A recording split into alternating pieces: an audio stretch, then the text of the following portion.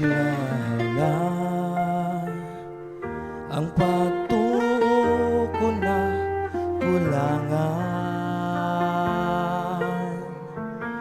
panghitabong di ko masabtan tungod sa daghan nga katarungan. Walay sabayan kung mabati ang kasakitan, tunay dakong akalabutan, ang kaluwasan ko kini mao'y hinungdan. Kay gilukat niya ako sa usap ka bilig, kamatayon waig sa bayan, kay gugmaang nagpasulabi, maling laman sa makadagran, kung sa sala na pa matudan, gidaog ni Kristo ang tanan, nga karon kita may kaluwasan.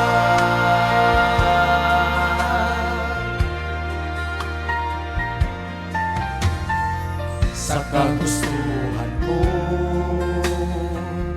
mag-awit alang sa Ginoo,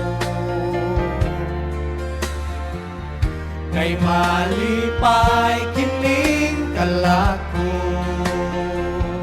kini ang katarungan sa akong pagtuo. Kay gilukat niya ako sa usap ka bilig, kamatayon waig sa bayan, kay gugmaang nagpasalabi, maling laman sa makadaghan, ug sa sala na pamaturan, gidaog ni Kristo ang tanan, nga karon kita may kaluwasan. Pagkaanugong sa kahigayunan, kung ato lang nga usikan, paglaom sa kaluwasan, hinumdumi kini nga katarungan. Nagilukat niya ako sa usap ka bilig, kamatayon waig sa bayan, kay gugmaang nagpasulabi, maling laman sa makadaghan, kung sa sala na pamatudan, gidaog ni Kristo ang tanan, nga karon kita may kaluwasan.